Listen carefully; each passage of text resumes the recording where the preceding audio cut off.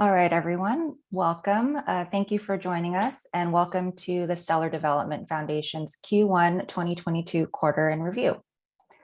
I'm Carolyn Yee, Communications Manager, and today we're going to take you through the Stellar Network's progress for the first quarter of 2022. If you've tuned in for past quarters in review, you'll notice a slightly different organizing structure today, and that's because we've got an update to the roadmap for the year. So first, you're going to hear from CEO and Executive Director Denelle Dixon to recap some Q1 highlights and go over the 2022 roadmap again. Next, we'll have VP of Tech Strategy, Tomer Wyre, share an overview of our latest network stats, as well as provide updates to the first building block on our roadmap, increasing scalability and network innovation. Then Denelle is going to walk us through how we're activating more network participation. And then our CMO, Jordan Edelstein, will cover what we've done to demand and promote inclusion. We're also going to leave some time after that for audience Q&A. So just as a reminder, please feel free to submit your questions throughout the call using the Q&A tab in your toolbar. So with that, I will turn it over to Denelle to get us started. Denelle? Thank you. Hello, everyone. Welcome to the first quarter in review for 2022. So we started the year off strong with the new roadmap and some exciting progress. And I'm going to recap some of the highlights here before I turn it over to Tomer to get into some of the details on the network stats. We saw the total number of payments on Stellar grow by 509.08% year on year, with 151 million payments made this quarter, compared to 24.8 million in Q1 last year. That's a big jump. And Tomer will cover this a bit more later, but the key takeaway here, more and more businesses and people are using the network to process payments, which is really cool. So we announced the first cohort of our four matching fund investments totaling 1.5 million and 92.5 million distributed in overall enterprise fund investments since its launch. Two new projects were announced, Project Jump Cannon, which we're going to spend some time on today, native on-chain smart contracts for Stellar, and Starbridge, a trust minimized integration between Stellar and Ethereum, also very important for us. The Stellar Community Fund, a program that offers anyone building on Stellar the chance to get support and funding based on community input, is currently in its 10th round, which is crazy to me. There was a larger number of applications than ever before last year, with over 1,500 community members actively involved. So with your engagement, I know SCF can reach even new heights this year. And believe it or not, we celebrated 1 year of USDC on the Stellar network, which has been game-changing for so many of you building on Stellar. USDC with Stellar capabilities brought more opportunities for fintechs, wallets, exchanges, and developers to power fast, seamless, and more affordable cross-border solutions. All of these achievements are thanks to the companies, developers, and community members leveraging the network to greater financial innovation on a global scale. Thank you for making it all possible. So in a lot of ways, we're seeing that the new roadmap is already guiding us in a really good, powerful, strong direction. I previewed the roadmap at the end of last quarter's call, which is made up of 3 strategic building blocks. So first, we're going to increase network scalability and network innovation. Second, we'll activate more network participation. And third, we're going to demand and promote diversity and inclusion. So this roadmap takes us in one direction, making Stellar the network for interoperability between traditional and modern financial rails. The 3 building blocks will help us create a more engaged, differentiated ecosystem, take Stellar innovation to new heights, and increase Stellar's competitive advantage by exploiting its current strengths while developing new ones. This is all in service to one ambitious goal, which is achieving our mission to create equitable access to the global financial system. So let's dive in. I'll welcome Tomer to walk us through our network stats, as well as what we've done this quarter to increase scalability and network innovation. So welcome, Tomer, to your first quarterly call. Thanks, Denelle. Exciting to be here. So hey, everyone, I'm Tomer. I'm VP of Tech Strategy at the Foundation, and I'm here to recap our progress on increasing capability and network innovation in Q1. So let's start with a look at some key network activity and growth metrics. As a reminder, SDF established a select group of metrics since we started these quarters and reviews. These help us track the growth of the network over time. So the first metric is total accounts. In Q1, total accounts hit 6.7 million. That's up by 34% year over year. The next metric is total number of payments. In Q1, there were 151 million payments made compared to 24.8 million in the same quarter last year. That's 509% growth year over year, a pretty significant increase. We continue to see a growing number of both accounts and payments, so the network is definitely moving in the right direction. Now, let's look at how these accounts and payments are driving volume on Stellar's decentralized exchange. So for combined DEX and AMM's volume, this quarter, it surpassed 66 million lumens worth per day. That's a 539% increase year over year compared to the same time last year when the average daily DEX volume was about 10 million lumens worth per day. Moving on, let's zoom in on automated market makers. So in November, validators voted to upgrade the network to Protocol 18, which enables automatic market maker functionality, or AMMs. This made liquidity provisioning on Stellar more accessible and more inclusive. Third-party developers now offer products and interfaces that make it simple for users to deposit into liquidity pools, and those deposits introduce more efficient pathways for creating cross-border transactions. As of March 31st, there were over 10,000 unique pool providers operating over 6,000 pools and approximately $40 million in TVL. Compared to that, when AMMs launched, there were about 7,000 unique pool providers operating around 3,500 pools with over $44 million in TVL. So even with the fluctuation in TVL, these numbers show that since launch, AMMs continue to make it easier for more individuals to source liquidity on Stellar. And this also shows that AMMs contribute to the accessibility of the Stellar network. It empowers individuals, not just big institutional players, to participate in liquidity provisioning. So next up, total operations. The total operations metric represents raw network activity. So these operations include all functions that change the state of the ledger. These are payments, various order book operations, AMMs, configuration changes, and pretty much everything.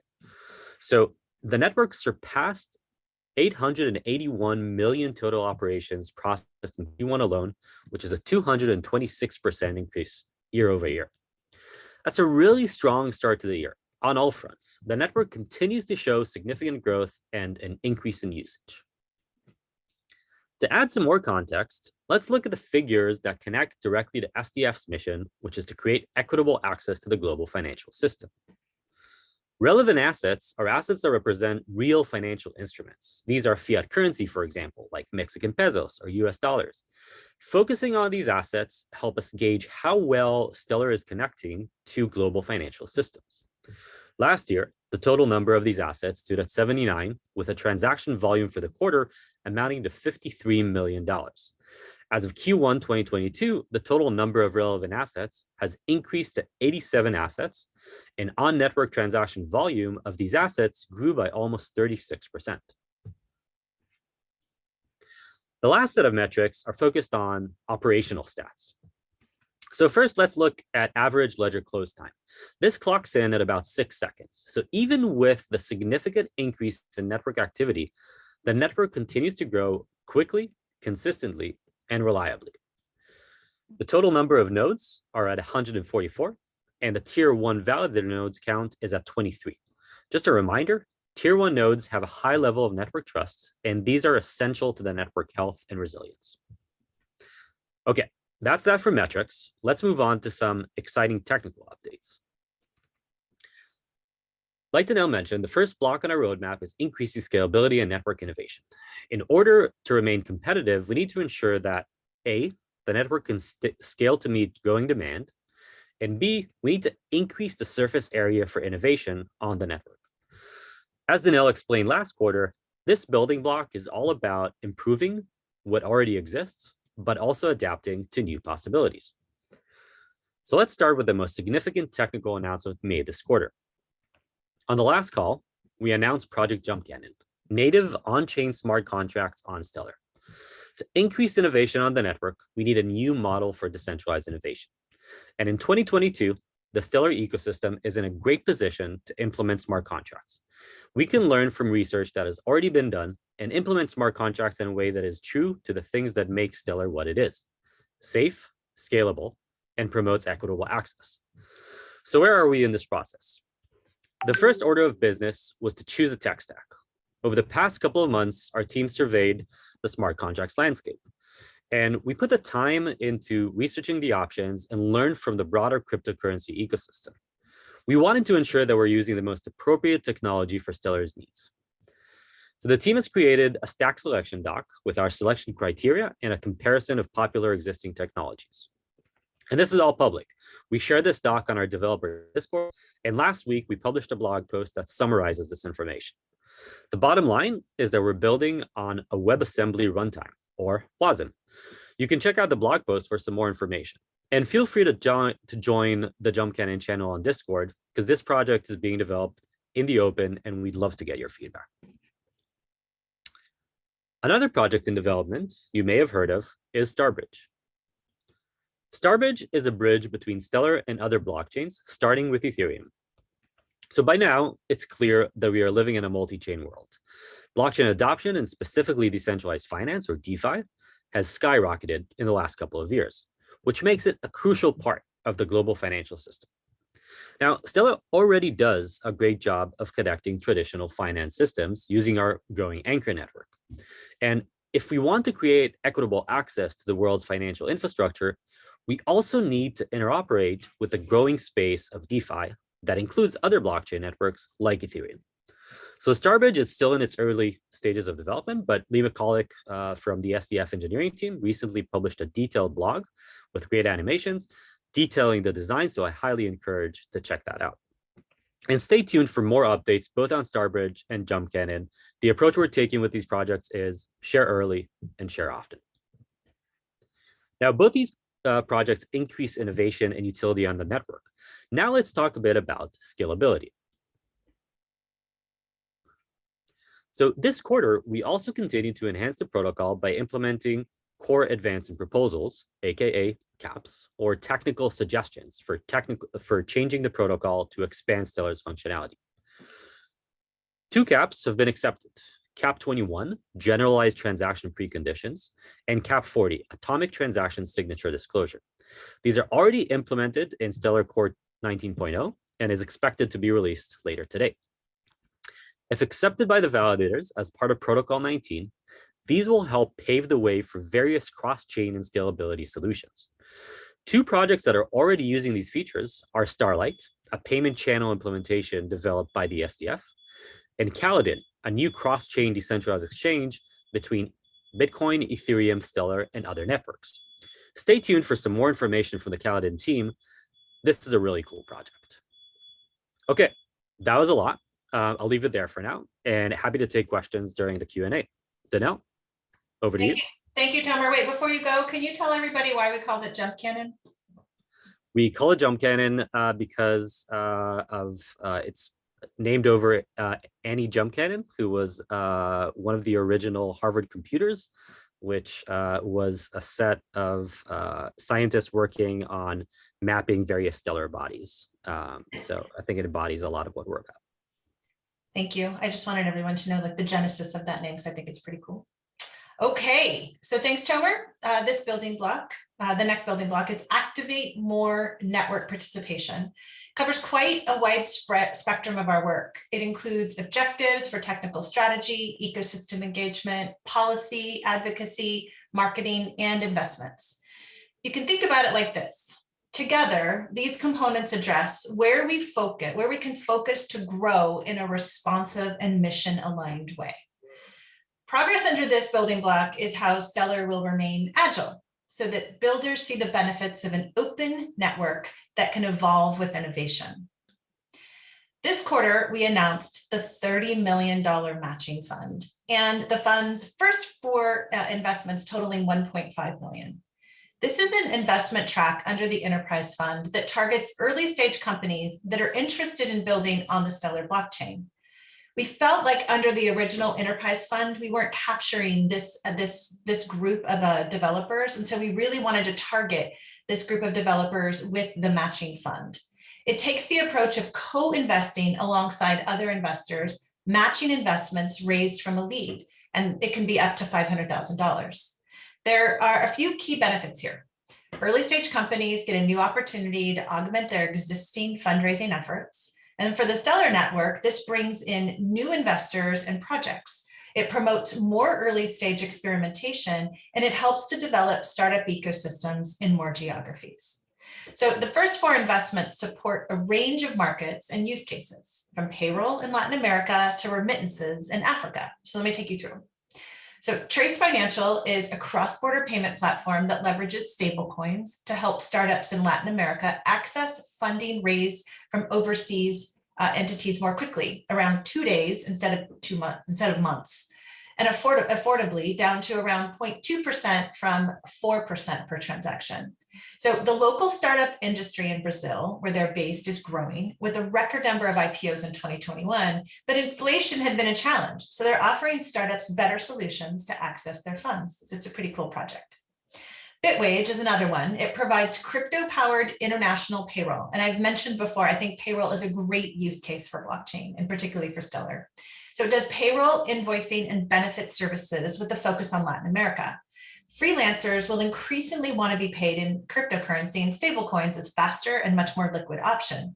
So Bitwage expects to capture more of this $1.2 trillion market, and has already processed $120 million in transactions. So integrating with Stellar could help them optimize transactions in hard to reach places. AfriX, this is a payment app that is addressing the issue of slow and expensive remittance payments.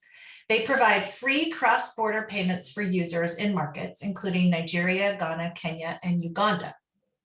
So integrating with Stellar and leveraging the Anchor network could help them expand into new markets. And then finally, our 4th one is Fanvestor. It's a crowdsourcing platform that connects NFT creators to their customers. The investment is an opportunity for Fanvestor to experiment with NFTs that are more affordable and accessible on Stellar compared to NFTs on other chains. In 2022, we plan to invest $10 million in companies from around the world with specific emphasis on emerging markets that need blockchain technology. And that's $10 million from the matching fund. We can't wait to see how these companies move forward. So no new enterprise fund investments this quarter, but there is some big news here to celebrate. So many of you may have seen in the Wall Street Journal and elsewhere that Stellar ecosystem company Wyre was acquired, or is in the process of being acquired, by Bolt, best known for its one-click checkout, for $1.5 billion. This is being considered the biggest crypto merger in history. Wyre was the enterprise fund's first investment in 2021, so it's a real joy to see the market validate what they have to offer and our collective vision to innovate crypto payments. Wyre joined the network and introduced valuable new payment infrastructure to Stellar, and other companies have leveraged access to USDC and new fiat to crypto on and off ramps. As a board member at Wyre, I loved working with the management team, and I loved working with them as they went through this process with the acquisition by Bolt. And I just consider this a huge win for the industry and a sign of more to come, the greater understanding of crypto's value going mainstream. I mentioned earlier that this has been 1 year since we introduced USDC with Stellar capabilities to the world. We've seen so many ecosystem companies and developers leverage it to enable faster and more affordable cross-border solutions. It also brought new players to the network, including exchanges. OKCoin and Newton are the latest names to join the growing list of exchanges offering USDC on Stellar to their customers. OKCoin became the first exchange to enable USDC deposit and withdraw via Stellar for users in the US, providing a notable on-ramp in the US for retail and institutional customers. Access also went north of the border, with Newton introducing Canadian users to the speed and low cost of Stellar USDC. More access points to USDC on Stellar for more users. That's what we like to see, and our team is focused on growing the menu of options, so stay tuned. So this year at South by Southwest, we announced the launch of Techstars Accelerator Program powered by Stellar and MoneyGram. the first early stage startup accelerator of its kind focused on Latin America and funding solutions for a more inclusive and accessible financial system in the region. The accelerator will specifically support technologies that facilitate the movement of money to and from Latin America. Each year for the next 3 years, classes of fintech startups will get to participate in an immersive 3-month program, receive funding, and work with mentors from Techstars, SDF, and MoneyGram to solidify their value proposition and product market fit before presenting to a curated group of investors. Applications for the first class of startups will open this summer. So stay tuned for more details around that, and I hope to see you involved in that. Up next are marketing highlights. Since we've got our CMO, Jordan, here, I'm going to turn it over to him and let him share those updates. Thanks, Denelle. The marketing team really continued to drive messaging and news around a bunch of key themes this past quarter. The big news is in-person events are definitely back. Our big event activation this quarter was at South by Southwest down in Texas. Blockchain and crypto were all over the place, and SDF sponsored a packed Finance 3.0 summit and organized an NFT hackathon with over 200 project submissions. And then also on the news generation front, FXC Intelligence, which tracks over 15,000 players in the payments industry, recognized the Stellar network on their cross-border payments top 100 list, which we were proud to be a member of. The matching fund announcement that Denelle mentioned earlier was covered in the crypto trade press and also in The Information, which is a popular venture capital-centric publication. And then Denelle co-authored a piece in Barron's with Jeremy Allaire from Circle, making the case for the new solutions that stablecoins are powering and why policy action is needed to support continued activation.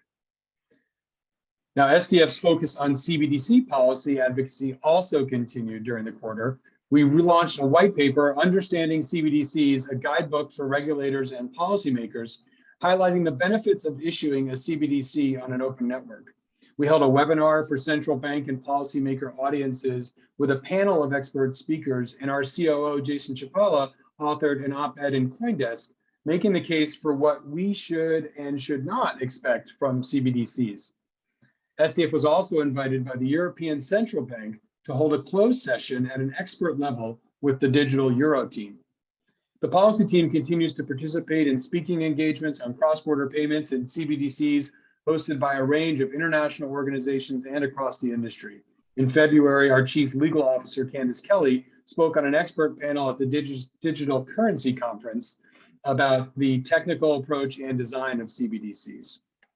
So the attention and discussion around crypto policy this quarter indicates that more policymakers than ever are paying serious attention and engaging on a deeper level, which is great. And nothing really highlights that more than the Biden administration issuing the long-awaited executive order outlining a whole of government approach to cryptocurrency policy. The executive orders call for agencies across the government to study and report back on the stated priorities has given a great opportunity for SDF leadership to engage. We were really glad to see the importance of this technology recognized and support the call for greater regulatory and policy clarity that balances the need to protect against risks while also allowing for responsible innovation. We're looking forward to further collaboration in the months to come on that. And on Capitol Hill, Q1 brought continued focus on proposed stablecoin legislation and plenty of opportunities for the policy team to meet with policymakers on both sides of the aisle as they work towards what we hope will be a bipartisan bill that will establish clear and smart rules of the road. Now, internally at SDF, we made some strategic hires this quarter who are specifically engaging policy audiences to ensure we get blockchain and crypto policy right. As we ramp up our CBDC development efforts, Paul Wong has joined us as the Director of Product for CBDCs and institutions. Most recently with the Federal Reserve, Paul knows exactly what it's going to take to build CBDCs on Stellar, and we're really lucky to have him in this role. We also brought on Ellen Canali, a political veteran who's worked in local and national government, as well as in the private sector on web tech policy. She's going to be a really critical leader in making our voice heard as the regulatory process develops both domestically and internationally. And most recently, our new director and head of government relations, Adam Meinhardt, brings many years of experience managing policy issues on Wall Street, Capitol Hill, and most recently, Citi, to lead up SDF's government relations activities.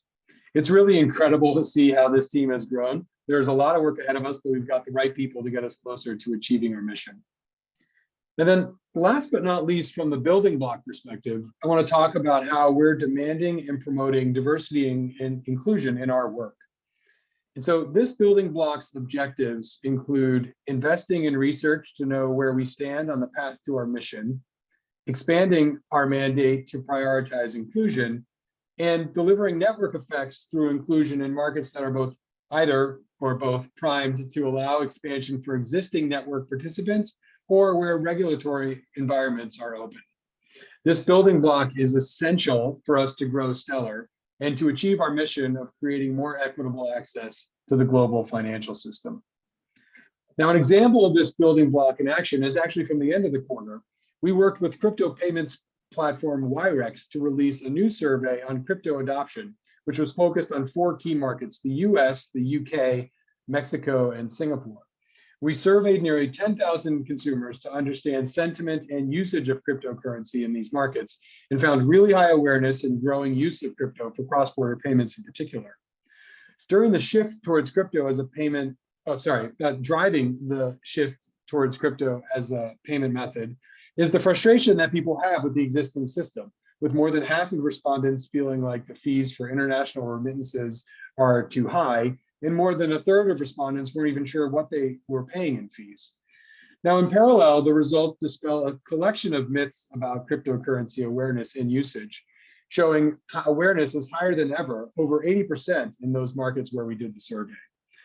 For SDF, a lot of the value here is understanding how the general public's attitudes towards cryptocurrency have changed year over year. It gives us great insight into the most pressing issues for the year ahead, what the barriers could be in terms of the road towards mainstream adoption, and how they could be dismantled or potentially overcome. And so, like I said, investing in research to understand how we're positioned on the path to our mission is really key. And now we're in Q2 with great data that validates that crypto is being increasingly used for cross-border payments in more places all around the world. Now, an area where we also continued to grow and engage with an inclusive community was through focused education and outreach. There is an incredibly passionate and active community of startups and developers building on Stellar, and SDF's developer relations team has recently grown in order to ramp up the engagement on our side. As Denelle mentioned, believe it or not, it is hard to imagine the Stellar Community Fund is now up to its 10th cycle. Submissions are actually open right now through May 22nd, and we encourage everyone to apply. The Stellar Community Fund is just a great opportunity to road test ideas, to get real feedback from developers and potential users, and win funding to allow people to pursue their vision. Another program we have is through Stellar Next Gen, which is our initiative to support blockchain education. SDF hosted 10 different workshops for students last quarter from universities and educational organizations from around the world. And on the heels of last fall's really successful blockchain bootcamp collaboration with DFS Lab, we launched a second program in March. The bootcamp gives startups in Africa in particular an opportunity to build on Stellar with hands-on support from DFS Lab and SDF, as well as potential funding via XLM awards and follow-on funding for the really most promising projects. Participants have actually been selected, and the bootcamp kicks off today. The growing effort to support developers does not stop there, however. So last quarter, we also launched Stellar Shop Talks, which is a monthly gathering of technical minds to discuss activities on the Stellar network hosted on the Stellar Developers Discord. SDF also sponsored this year's Pearl Hacks, which is a hybrid hackathon hosted by the University of North Carolina at Chapel Hill, which got an aim to further education in tech for women and non-binary students specifically.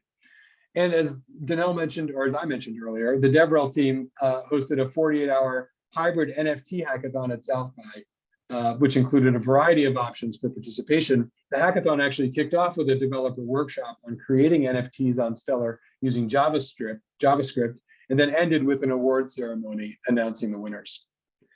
And finally, we talk about diversity and inclusion year-round. It's really core to our mission in all of the work we do.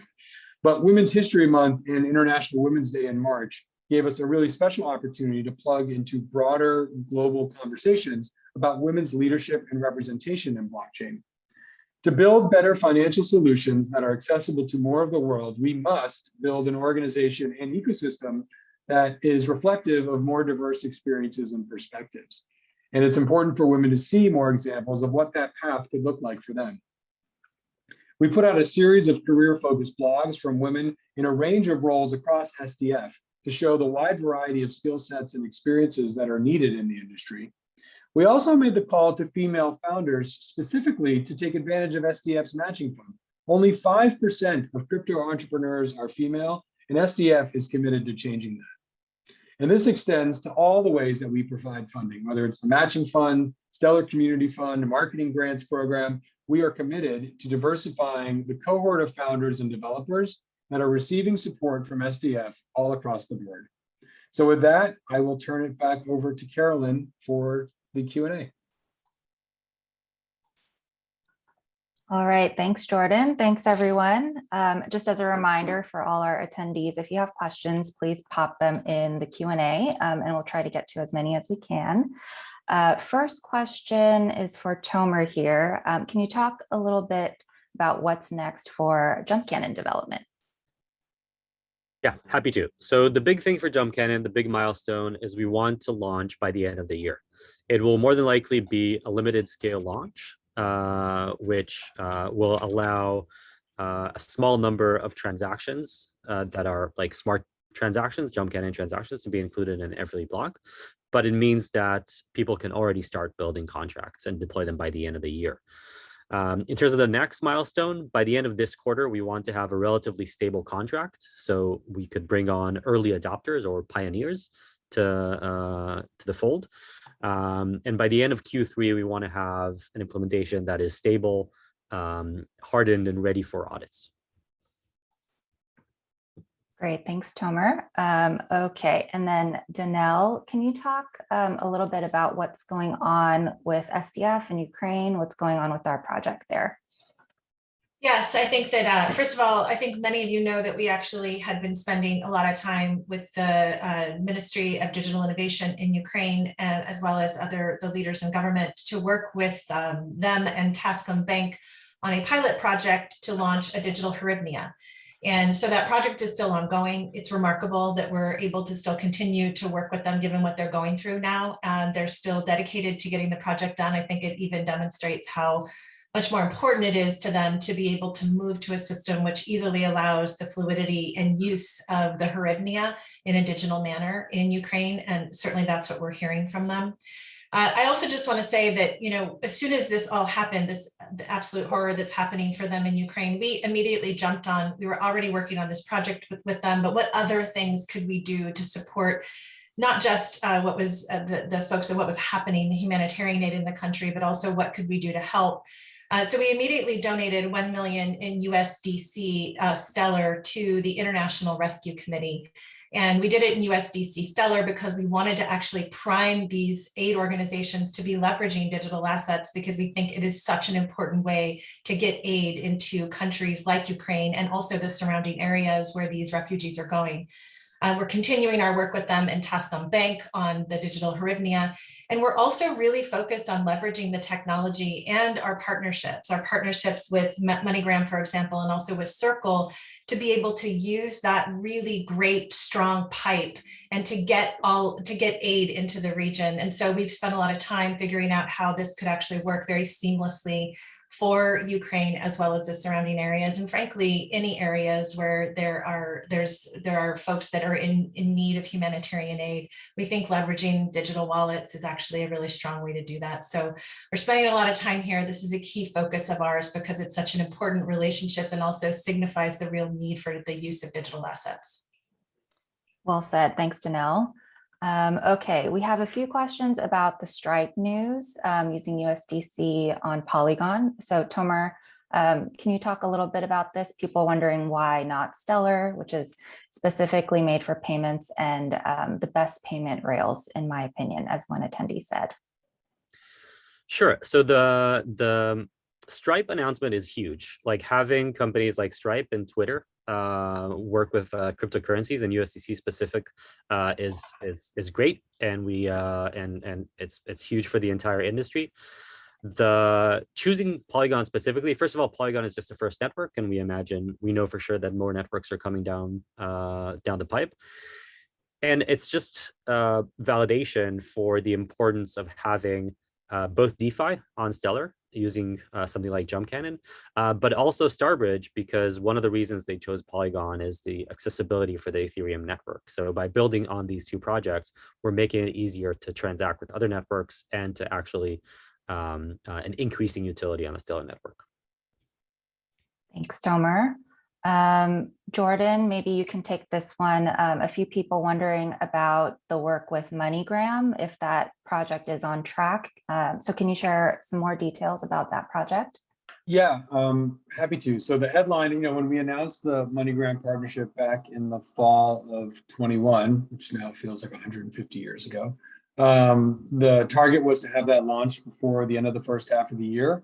And that is still on track, which is basically we've got a couple months and 4 days. So before the end of June, it's still on track. I know our teams across the board at SDF have been really just amazed at what MoneyGram's been able to do technically, how they're thinking about what this program is going to be able to do in terms of increasing access for so many people in terms of being able to participate in crypto and blockchain.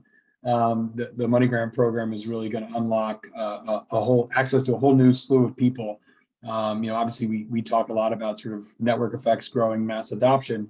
We think this partnership is one that can really do that. And so everything's on track. And before the end of June, we'll certainly have more to say about it.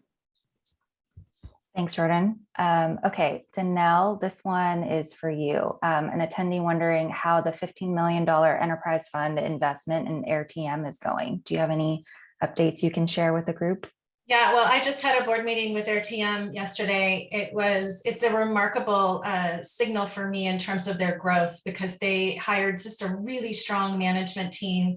They have a lot of really clear focus on that last mile with respect to their users. And they have a lot of clear focus on the regions that they want to spend time in. So I'm just really proud of the work that they've done to be able to elevate their team pretty substantially. Some of that comes from our investment, but frankly, a lot of it just comes from their desire to really progress and to drive the value that they want to their end users. So I think it is ultimately going to be, it's already a successful project, but I think it's only going to become more and more successful. And I'm just really excited to see their continued growth and focus. So I think that that we'll see more out of them in the next quarter or two in terms of like public focus on what it is that they're doing and where they're focused. But I'm really pleased with that particular investment. Thanks, Denelle.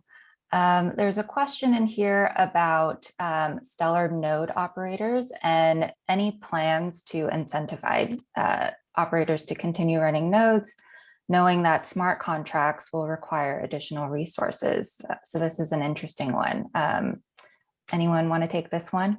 Yeah, I want to start, and then I want to hand it over to Tomer if he wants to get into some details. I think one of the things, I saw this question in there, and I love this because the thing that I love about the way that we have the node operators and how it's set up is that the incentive is for them to actually contribute to the growth and the future of the network, and to be able to have a say in what the network is going to look like. There is no, as many have pointed out before, there's no fees that they get because of the consensus mechanisms that are leveraged. And so some may have originally said that that was a problem. I actually think that that is just one of the features of being a node operator, and one of the features that Stellar has to offer. Because as we see, if you think about like smart contracts, and if you see the challenges that you see on other networks, there's an incentive for fees because fees are delivered to the operators themselves and to whoever wins that block, there's no incentive to keep fees low. And on Stellar, we can actually, because we're not incenting node operators in the same way, or because the network doesn't do that, it actually has the ability for us to be able to maintain very, very low fees for particular transactions like payments, like cross-border payments, which is sort of our bread and butter. And then maybe you can actually have different sort of fee scales. And this is one of the things that's being talked about now in the dev channels with respect to other kinds of things like smart contracts. So I love the focus. And sometimes, when there is no true incentive other than the ability to participate and to progress the future, much like the inner workings of the internet and how operators work with respect to that now, it actually delivers a lot more value into the network itself.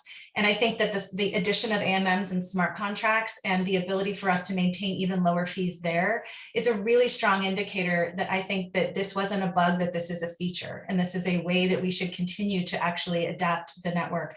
Now, obviously, as things grow and as things continue, we're happy to take any ideas around how folks think that this can change, but I don't want us to change the incentive for us to be able to maintain low fees. That's the whole point and the whole purpose for Stellar. Tomer, I don't know if you have anything to say on the technical side. Sure. And just to add some context, in other networks, miners or the validators are basically motivated to choose transactions that have the highest fees. So the validators have this intrinsic motivation for transactions to be expensive, which are not in line with the average user who is looking for cheaper transactions. So the advantage of not having fees in Stellar is that the network can make decisions on prioritizing transactions that are not only based on the outcome for the validators. That means that we can do things like CAP 42, for example. CAP 42 defines how to set up different lanes for different types of transactions, and that allows us to do things like maintain equitable access. So, for example, even a simple payment transaction can actually be prioritized over a much more complex transaction because we acknowledge that it is more important for the purpose of equitable access. So there's a lot of interesting things that we can do. We're already implementing some of these with CAP 42, probably for the next protocol release, but also for Jump Cannon. Awesome. Thank you both. Okay, we have a few more minutes for questions. So this next one for Tomer on Jump Cannon again, will Stellar's smart contracts be Turing complete? Will it also have an EVM, as this seems to be a standard among competing L1s? Sure. So yes, Jump Cannon will definitely be Turing complete. It will not have EVM compatibility from the get-go. So you can write in every programming language that compiles to WASM, Solidity included through the Solang project. With that said, we're really going to focus on Rust as an initial source language. We think it's a great programming language for writing safe contracts. And we're also seeing a lot of growth in the Rust smart contracts community with various Cosmos networks and Polkadot and even Solana, Terra, and such. So we're seeing a lot of Rust and a lot of WASM specific. So the ecosystem is definitely growing. Great, thanks, Tomer. Denelle, can you talk a little bit more about the Wyre news? People just wondering what this means for the network, if it's a good thing. So say a little bit more about that.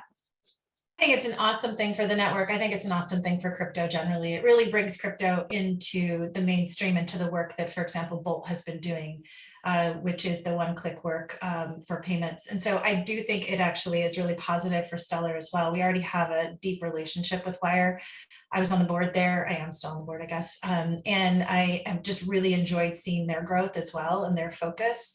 And so we've spent a lot of time with them, and they've actually they've made their work better. I mean, the whole point of the enterprise fund is to create network effects and to make it so that we introduce this company to this company, and that we just continue to grow and build this really vibrant ecosystem out there for Stellar. And so that's what we did. And that's how we all kind of partnered together with respect to Wyre. So there are a lot of companies that utilize Wyre services already on the Stellar network. And that's only going to continue to grow. So I think it's a really awesome thing for Wyre. I think it's an awesome thing for Bolt. And I think it's a really nice piece of work to be able to demonstrate that a company that is supported by SDF and by Stellar and has grown so much because of the integration work they did with Stellar is able to get the kind of valuations that they got, and also the kind of value that they can drive to not just their end users, but to the new companies that they'll work with because of the integration with Bolt. So I love it. I think it's awesome. I want to see more of it. Okay, awesome. Jordan, maybe you can take this one. I would like to know your thoughts on the market in South America, how Stellar helps our economy and inflation concerns. Yeah, I mean, I think we have met so many ecosystem companies in our ecosystem who are down in South America or Central America. settle, end tokens. I mean, they're really integral parts of the Stellar ecosystem. And the other the initiative for us, obviously, the Vibrant wallet, which is put up from our subsidiary Sunship, which is currently live in Argentina, which has been really kind of the initial focus market for that, is all sort of initially based on the concept of dollar savings, right? So obviously inflation in Argentina. In fact, someone had sent an article around this morning at SDF's internal Slack channel, just highlighting how people in Argentina sort of have to live with and sort of combat inflation. The idea of sort of leveraging USDC, of being able to move funds from a digital Argentinian peso to a USD DC stablecoin. I mean, that is really one of the core use cases of stablecoins that was sort of envisioned. And so we think there's a ton of opportunity for blockchain to help solve those challenges that people have, as well as just bring more people into the financial system, as opposed to have people have to skirt around it on the edges. Yeah, thanks, Jordan. Okay, Tomer, one of the issues on Ethereum is the high price of gas fees, which stem from their smart contracts capabilities. How are you thinking about potential impacts on the low-cost model from the introduction of smart contracts on Stellar? Sure. This ties back to two questions that were previously asked. First, we're really putting an emphasis on equitable access, which we can do because the validators are not earning transaction fees. That means that we can, special case, simple operations like cross-border payments to be still cheap and not be, the price won't be jacked up because of smart contracts. From the validator perspective, we're putting a lot of emphasis on making sure that smart contracts don't take up too much computation. And this ties back to the previous question of why we're not going with the EVM.